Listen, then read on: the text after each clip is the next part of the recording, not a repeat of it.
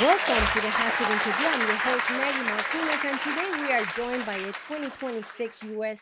congressional candidate with a compelling story of grit, service, and real world experience. He's an attorney, a business owner, a family man rooted deeply in Georgia's Northwest community, and now running to stand for Georgia's 11th congressional district in the U.S. House of Representatives. Chris Harden grew up in humble beginnings, worked his way through school, and built a career fighting for justice for Georgia families. He is running because he believes in common sense leadership, a stronger public schools, and expanding access to affordable health care, delivering results that help families in District 11, nonpartisan rhetoric. Today on the hot seat, we will be talking about his journey, his priorities, and how he plans to tackle the toughest issues facing Georgians right now. So let's dive in. Presents Starbound Studios starring Maggie Martinez and the Hot Seat Interview. Y ahora con ustedes, Maggie Martinez en Caliente. And now, Maggie Martinez. Well, here he is, our guest, Chris Harden. He's running for Congressional District 11. So that represents Barton, Cherokee, Pickens, North, and Central part of Cobb County. Welcome, Chris, to the Hot Seat Interview. Thank you. It's an honor. It's about to get hot in here. Oh Woo! no, it's gonna get hot in here because this is the new generations in politics. Definitely. Don't forget to subscribe to the channel because it's important. And I wrote a book, Buy It for Your Daughters. So we develop leadership in them, right? That's Buy right. it for your friend that is running for office, or buy it for yourself so you know exactly what a candidate goes through, isn't it, Chris? That's right. That's hot. It is hot. It is hot. So it's only $25 available in Amazon. So that's the way to support the show because we have to buy equipment and everything is changing. And new microphone, look, they're beautiful. My owner sent them to me, so you know how it is. But it's not an ad. It's just that one of them was not okay. Well, Chris, This is the hot spot. voters want to know not just what you believe, but why you are running, especially at a moment when trust in government is like minimum. And what personal experience in your life led you to say, now is the time for me to run for Congress District 11? I think it's when I realized that no one was coming to save us, that we are now the adults in the room, and that we need a new generation of politicians in there to help us get through this mess that the older generation has left us with. Um, it was about this time last year when Trump was being sworn in, and my wife and I were going through all the emotions that I'm sure everybody was going through. Mm-hmm. You know, the denial, the anger, the bargaining, the depression. I was also going through another kind of emotion of guilt. I some people might not know this, but I come from a trailer park in North Georgia, and I've been able to overcome all those hardships to end up, graduating law school and becoming an attorney. And I know what due process means, and I know the importance of having the Bill of Rights and equality for everyone. And up until early last year, I was kind of quiet, just trying to work on my struggles. Mm-hmm. Um, and I wasn't very vocal. And I felt like there was people that needed to hear my voice, and I finally started speaking out. And the fifth stage of grief is acceptance. But from where I come from, we don't accept hard times. We We fought don't. through it, right? Yep. And so I've decided that we needed to get our voice out there. And I started on social media trying to educate people about what due process means and why it's important for everybody to have it, and how if not everybody has it, then we don't have it, right?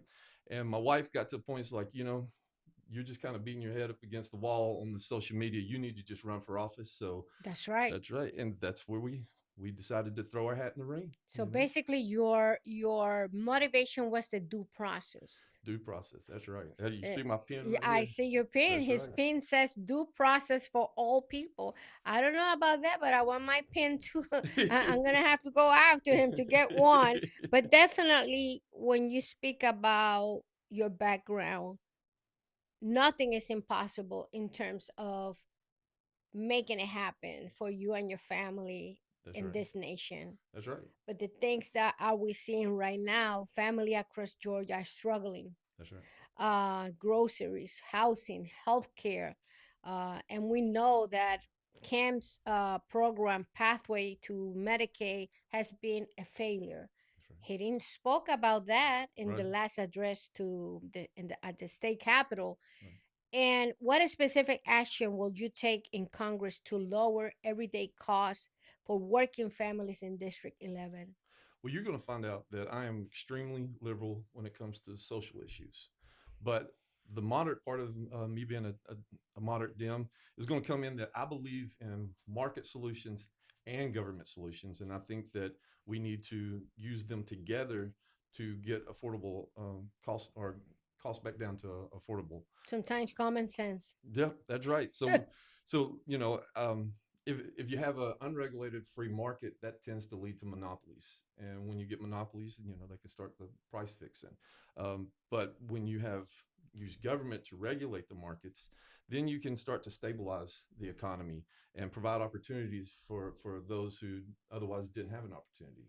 You know, and so I let's these the groceries, housing, and healthcare. We could spend a whole podcast on each one of Oh, those. definitely. But let's take affordable groceries for instance, right? I want to I want to make sure our safety nets are in place, like SNAP and WIC, right? Then that will help with the food insecurities, and then we can start looking at other ways to incentivize competition into the market, which also will help lower the cost of living. So Definitely. yeah, We have to do something. Working families are not making ends meet. Healthcare. Healthcare should never depend on your income or zip code. And we know a lot of rural hospital around, I think 4 or 5 have closed. right. Not only that, we are talking about long-term care for our citizens, That's right. also, our retired citizens. What is your plan to protect and expand access to affordable care? So I want to start with our safety nets again, right? We need to make sure that our Medicaid and Medicare are well funded and everybody's bought into that.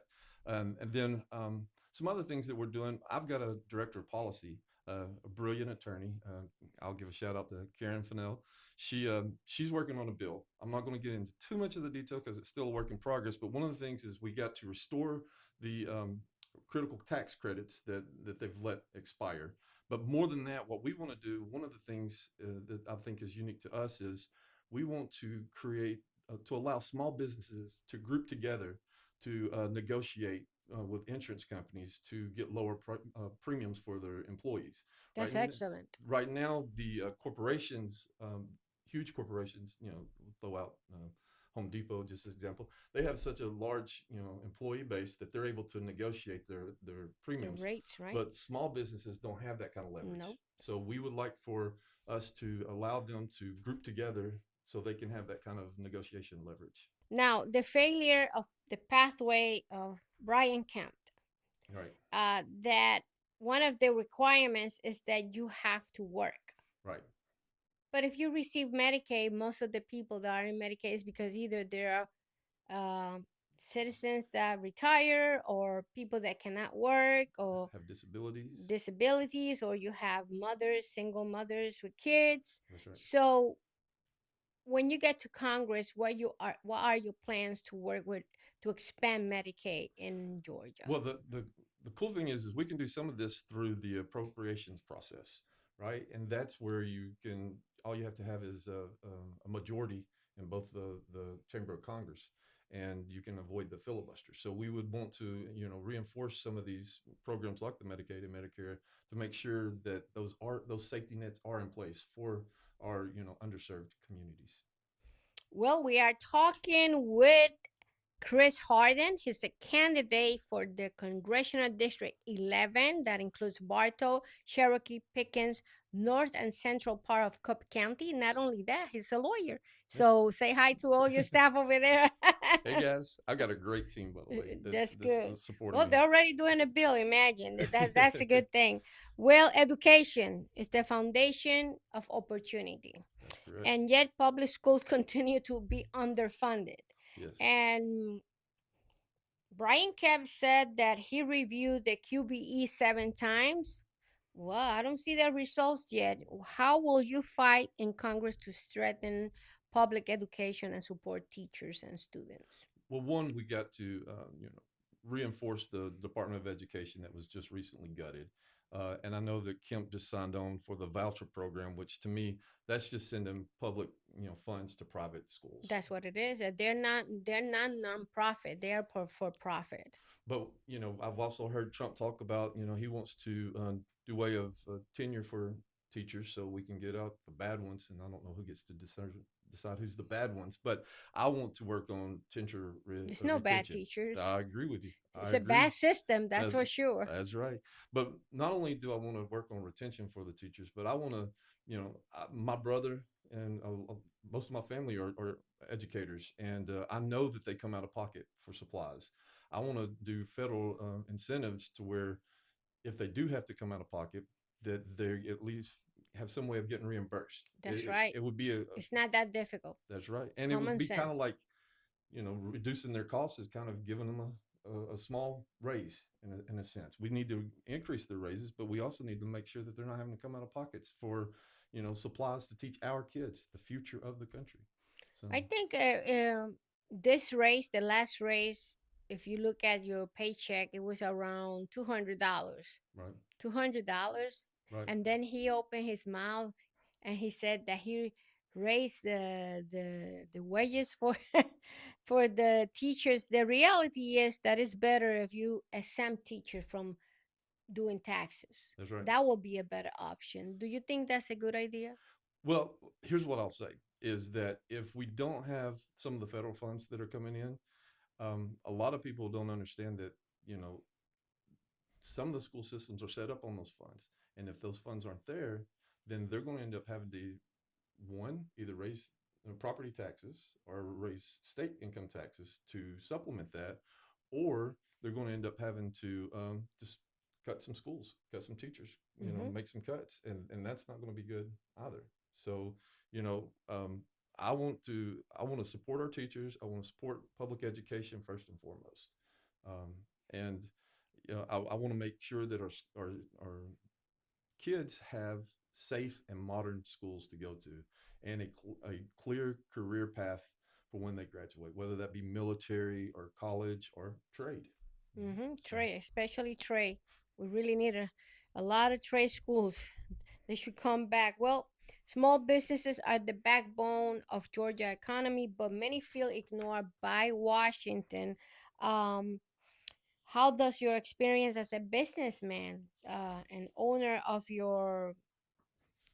business, and where's your business right now? yeah, so I'm very fortunate to work with my beautiful and intelligent wife. She's also an attorney. We both own a law firm in Woodstock, and we are well aware of the struggles of being a small business. And we are fortunate enough to have about 4 or 5 employees. And one of the things that I'm hearing the most is that these tariffs are cutting into the overhead of, well, they're increasing the overhead of small businesses. I mean, the small businesses are really, really struggling. Uh, One of the things I would like to do is give the small businesses the opportunity to get to these low interest federal grants that some of the you know corporations are allowed to get to.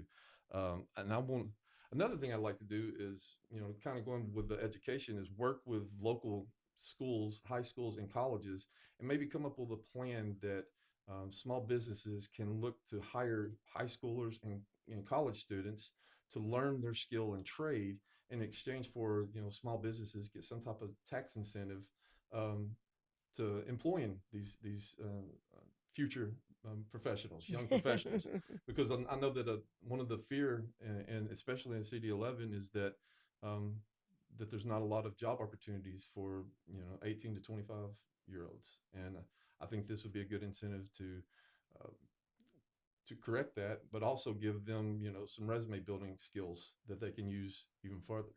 So And we need these trade schools to get up to speed because right now you try to find a carpenter or a plumber or whatever. It's not that easy. It's not that easy. Bueno, Congress has become a place of division instead of solution.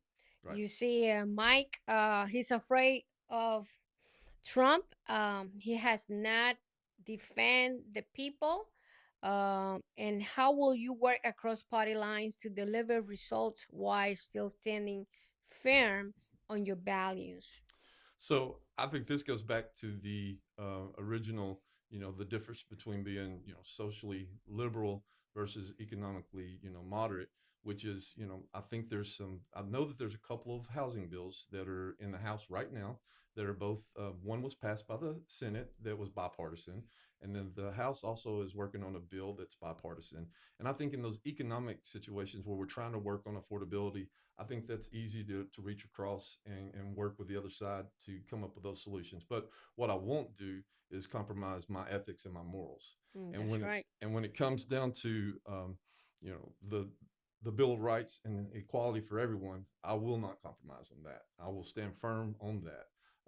I believe that when the Constitution says "we, the people of the United States," it means that our freedoms are for everybody and not just those who can afford it. And so I will fight on that one. But when it comes to those economic solutions that we need, Hmm. then there's compromises that can be made. That's right. Well, Northwest Georgia is growing fast. It It's is. incredible. Are most urgent for transportation, broadband, especially broadband and community development in District 11. So, what investments do you think is important to bring to this area?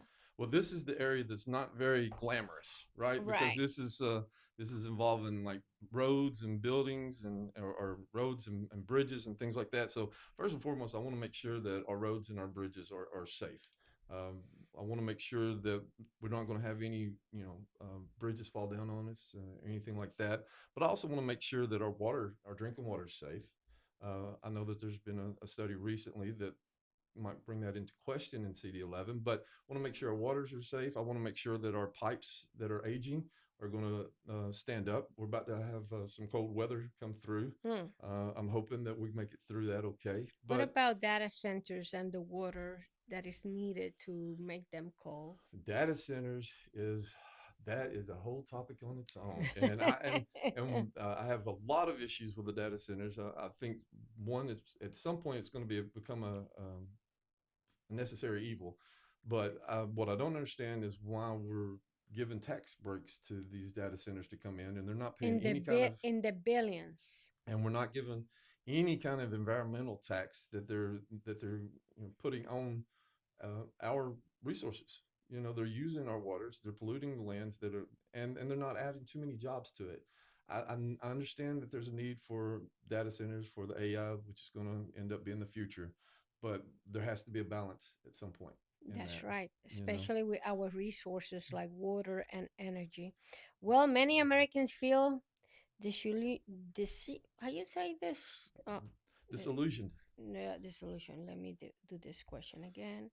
Many Americans feel dissolution. Okay, let's look at the camera. Smile. Well, many Americans feel disillusion with politics and democracy itself. And you mentioned a little bit about due process at the beginning of the show. What will you do as a member of Congress to restore trust in our democratic institution and protect the right to vote and also the rights for due process? Absolutely, I want to fight for everybody's right to vote. That is one of the most fundamental um, building blocks to our democracy. If we can't vote, and right now I feel like they're trying to suppress our votes under the disguise of preventing fraud and things like that, which is a very, very minimal thing compared to someone's right to vote. And so I will do anything that I can to protect the someone's right to vote. But I also want to get in there and start holding some of our elected officials accountable. That part of their job is to protect us. And right now, as I said, one of my whys of getting in is We're not because, seeing it. Now they right, want to eliminate right, the Saturday voting day. It's that's right, incredible. that's right, yeah. Hmm. So, and I want to work with the state Secretary of State, so we can make sure that when we are having safe and fair elections, but we're not suppressing vote. That's right. That's right. Well, what clearly distinguish you from your opponent and why you should voters believe you will be more effective representing the people of Congressional District 11. And this opponent has been there forever. So, what's your take about that?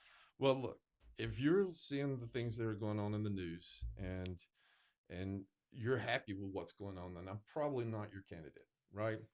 But Loudermilk has been in there, and he's probably Trump's one of his biggest supporters, and he's been in there for 12 years. And I would just ask yourself, how has he made your life better, right? What benefits has having him in, you know, as your congressman for 11 years? How's it benefited you? I think you and I were talking before we started this that it is time for a new generation, Yes. and I want to be part of that new generation that's coming through. And you can always give me a shot and join me, and let's see if we can do something different. And if I can't, then you can Well, vote me out the next time. he's absent everywhere by investigation. He doesn't go to events.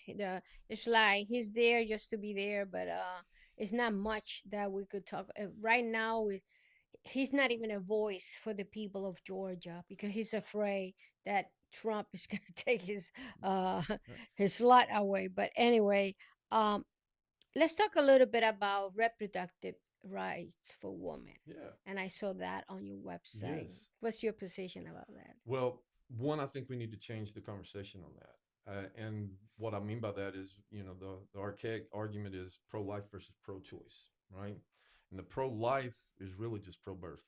Because once, the kids are born, there's not a whole lot of, um, we're not putting a lot of investment into making sure that they have education, that they're not Mm-hmm. having food insecurities and things like that. So it's really a pro birth thing. And then on the pro choice of things, my wife and I, we have triplets, and Triplets. He has triplets. and they're spontaneous. And What there's is your one, name? The name of your wife? Amber. Amber. Okay. She they were spontaneous, and one of the issues that I know that some people that go through IVF have is that they end up with multiples that they weren't shooting for, kind of like us. And in some situations, they have to consider reduction for the safety of The the mother. of the Mm-hmm. mother Mm-hmm. or of the siblings. Mm-hmm. And then we were very fortunate enough that each one of ours were good. We have one girl and two boys, but there was some complications during her pregnancy, and I couldn't imagine being in a situation where, and it was right around the viability stage where they were right around 20, 24 weeks. And at that point, if something would have happened, it wouldn't have been much of a choice. If it was coming down to that the kids weren't going to be viable and it was going to kill my wife, you Mm-mm. know that's not a choice. It's not a choice. And I know that some people consider abortion or reductions as baby killing, but what I'm looking at is I don't want to kill mothers. you Mm. know I know that there's a lot of women that have died in parking lots of hospitals because the doctors are afraid to work on them, or save their life because It they're shouldn't afraid be of that losing way. their license or going to jail. In Mm-hmm. certain states, they could go to jail, Mm-hmm. and that's a huge here, and especially in Georgia, especially with the black community, and that's a huge problem.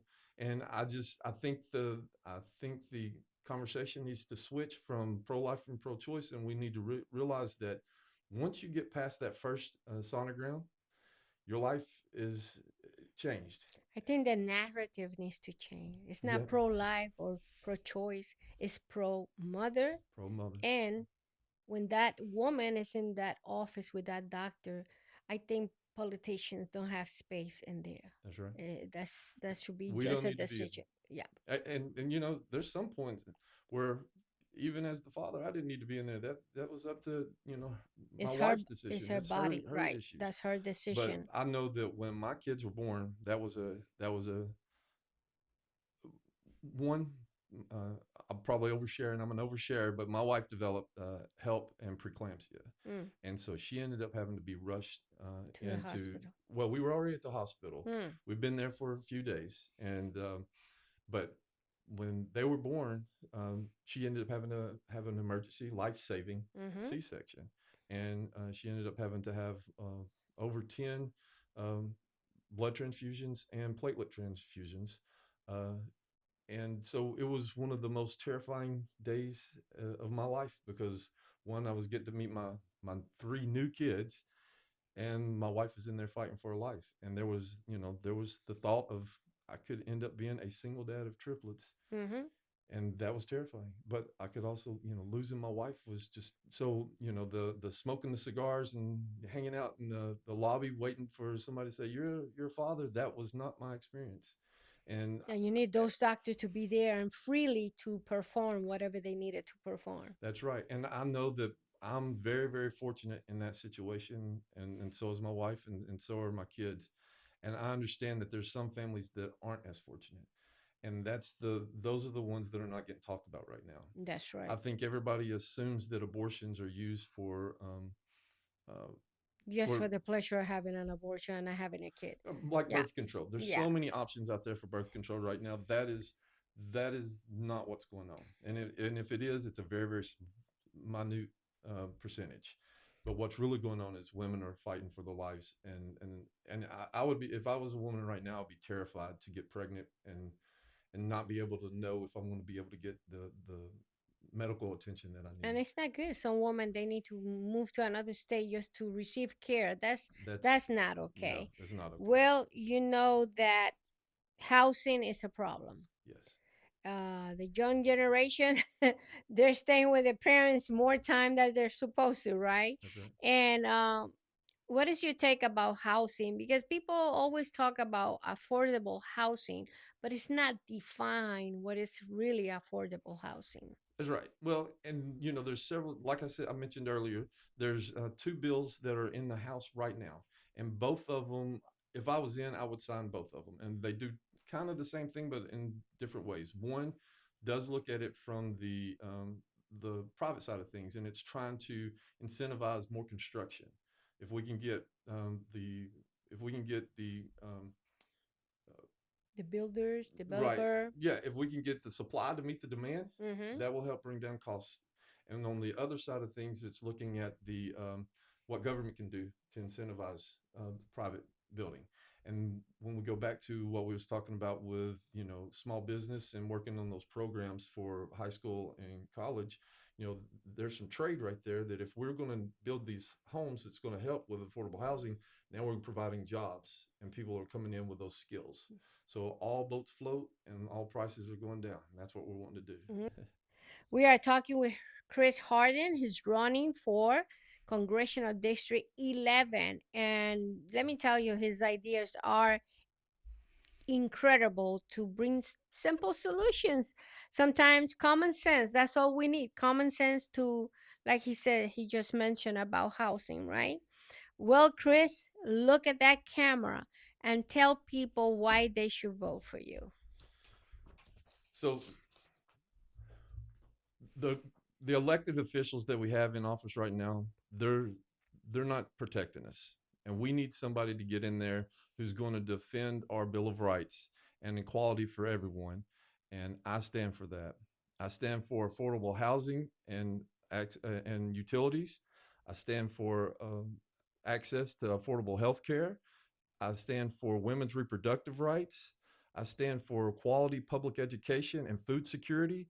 I stand for democracy in our Constitution, and I will stand for you. But I need your help. So join me and let's do something different together.